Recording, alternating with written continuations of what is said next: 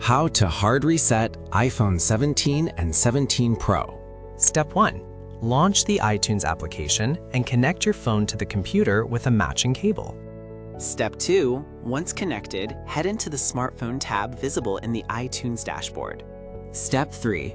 Choose the Restore iPhone function to start the reset operation. Further guide is available in the description below.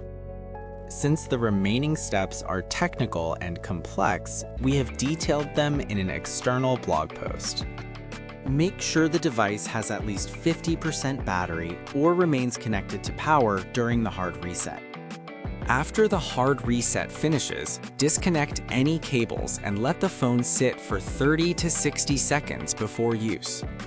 Open the link in the description to continue and finish the hard reset process.